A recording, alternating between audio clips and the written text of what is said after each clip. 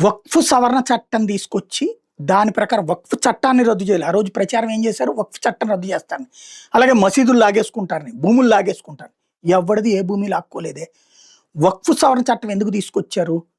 వక్ఫ్ దగ్గర ఉన్న పేపర్ల ఆధారంగా ఒక పోర్టల్ పెడతాం. ఆ పోర్టల్‌లో ఆ పేపరు, ఆ ల్యాండ్‌కి సంబంధించిన డాక్యుమెంటే అందులో యాడ్ చేసేయండి. ఆ తర్వాత ఆ భూమి అమ్మాలన్నా అదంతా వక్ఫ్ చట్ట ప్రకారమే జరగాలి. అంతే. ఎవరికి అమ్మొద్దు. మీకు మీరే బ్రతకండి. అలా కాకుండా ఎవరిది పడితే అది మా భూమి అని క్లెయిమ్ చేసి, వాడు మాదే బాబో ఇది వక్ఫ్‌ది కాదు అంటూ కోర్టులకెళ్ళి పోరాడాలంటే ముందు వక్ఫ్ ట్రిబ్యునల్‌కెళ్ళిదే పోరాడేటటువంటి పరిస్థితుల్లో వక్ఫ్‌లో అంతా ముస్లిం ప్రతినిధులే ఉంటే, అవతలోడికి న్యాయం దక్కనటువంటి సందర్భంలో కోట్ల విలువైన భూములు కబ్జాకి గురవుతున్నటువంటి వేళ వాటి పరిరక్షణకే జరిగింది కేంద్ర ప్రభుత్వపు ప్రయత్నం. ఇప్పుడు 8.5 లక్షల ఎకరాలకి గాను 2.5 లక్షల ఎకరాలకి మాత్రమే డాక్యుమెంట్లున్నాయి. అవి మాత్రమే వాళ్ళకి సంబంధించినటువంటి పోర్టల్‌లో అప్‌లోడ్ చేసినటువంటి పరిస్థితి.